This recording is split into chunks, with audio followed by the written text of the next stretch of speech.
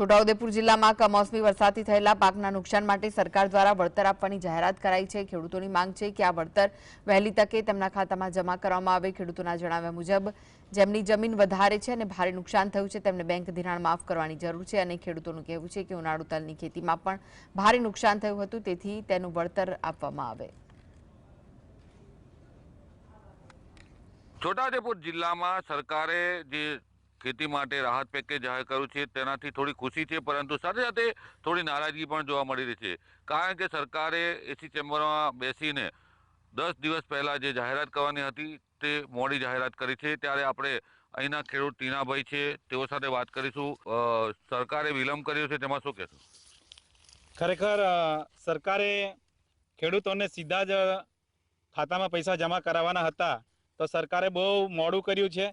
અત્યારે બધા ખેડૂતોને બહુ તકલીફમાં હોય અને જે પાક વીમો છે, આપણે જે પાકની જાહેરાત કરી છે 10,000 કરોડનું, તો ખેડૂતને પર હેક્ટરે 22,000 રૂપિયા જે આપવાની વાત છે, તો 22,000 રૂપિયા બહુ ઓછી રકમ છે અને 2 જ હેક્ટરની જે મર્યાદા રાખવામાં આવી છે, તો મોટા ખેડૂતોને વધારે નુકસાન છે, તો એવા ખેડૂતોને પણ જે 22,000 રૂપિયા 2 હેક્ટરના છે તો એ બરાબર નથી। આમાં મોટા ખેડૂતો નારાજગી છે અને નાના ખેડૂતો માટે એવું છે કે આગળ પણ તલનો જ્યારે પાક કર્યો હતો ત્યારે જ્યારે એમને સર્વે કરીને ખેડૂતોને જે પાક આપવાની જાહેરાત કરી હતી, એમને જે રાહત આપવાની જાહેરાત કરી હતી, એમાં ઘણા ખરા ખેડૂતોને મળ્યું નથી અને એમને બહુ સર્વેમાં પણ વિલંબ કર્યું હતું। તો આ વખતે જે કપાસ, તુવેર, અડદ, ચણા, અડદ, મગ જે કંઈ આપણા પાકો કરે છે ખેડૂતો, તો એ તમામ ખેડૂતોને સરખી આ જાહેરાતમાં જે 22,000 આપવાના કર્યા છે બધાને સરખા મળે અને વહેલી તકે મળે, બહુ મોડું ના થાય। અને મોડું કરશે તો હમણાં નવો પાક કરવાનો છે, જ્યારે હવે કમોસમી વરસાદના લીધે પાક ખરાબ થઈ ગયો છે તો નવો પાક તૈયાર કરવાનો છે। તો આ પેકેજને તાત્કાલિક ધોરણે ખેડૂતોને મળે અને તાત્કાલિક ધોરણે આ બધાના જ ખાતામાં સીધા તમે જમા કરાવો, એવી અમારા ખેડૂતોની માંગ છે। આપણી સાથે પાંચમવાના ખેડૂત છે અશ્વિનભાઈ।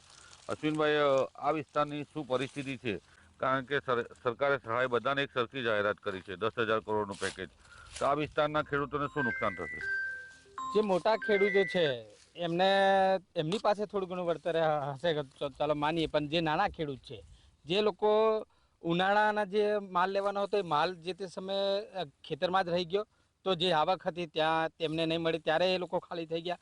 ત્યારબાદ જ્યારે ફરી ચોમાસું નવી ખેતી કરવાની થઈ ત્યારે જે પોતપોતાની પાસે ઘરેણાં હોય કે પછી લોન લીધી હોય, આ બધું કરીને નવી ખેતી તૈયાર કરી હતી અને જ્યારે ફરી અત્યારે માલ લેવાની તૈયારી થઈ, ફરી પાછું કમોસમી વરસાદને કારણે જે હાલ નુકસાન થયું છે, ખેડૂત એકદમ ખાલી છે અને હવે નવી સિઝન શિયાળુને પાક લેવાની તૈયારી છે, ત્યારે ખેડૂત પાસે કંઈ જ નથી।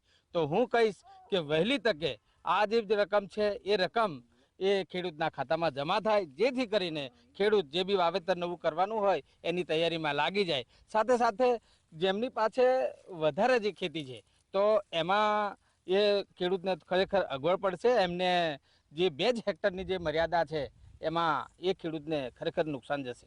જે લોન લઈને ખેતી આગળ કરી છે એમના ખરેખર એ ખેડૂતોના જે લોન છે એ દેવું એ એમનું માફ થવું જોઈએ। બીજું કે જે કૃષિ ધિરાણ લીધી છે, કોઈ લીધી હોય ખેડૂત, તો એમનું બી એ માફ થવું જોઈએ, એ માંગ અમે કરીએ છીએ। આપણી સાથે બીજા એક ખેડૂત છે। સરકારે રાહત પેકેજ તો જાહેર કર્યું છે, પરંતુ આ રાહત પેકેજથી જે વિલંબ થયો છે એમાં શું કહેશો? જે રાહત પેકેજથી વિલંબ થયો છે એમાં ખરેખર સરકારને વહેલી તકે જે ખેડૂતને નુકસાન થયેલ એમાં સીધા ખાતામાં પૈસા નાખવું જોઈએ, પણ ખરેખર 10 દિવસ સરકાર જે પેકેજ જાહેર કર્યું છે એ લેટ જાહેર કર્યું છે।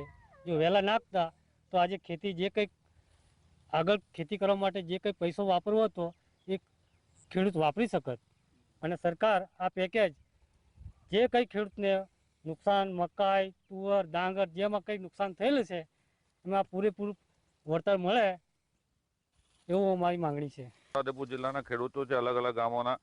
બીજી તરફ જે વાત છે તે ખેડૂતો કરી રહ્યા છે કે સરખો ન્યાય મળવો જોઈએ, સરખા ભાગે વહેલી સહાય ચૂકવવી જોઈએ અને સરકારે વિલંબ કર્યો છે સહાય ચૂકવવા માટેનો નિર્ણય કરવામાં।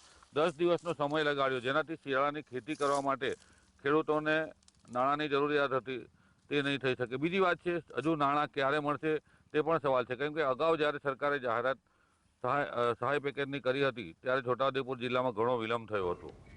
વહેલી તકે સહાય ખેડૂતને મળે તો તેઓ શિયાળાની ખેતી કરી શકે તેમ છે. રફીક ધણીવાલા, GSTV, છોટાઉદેપુર.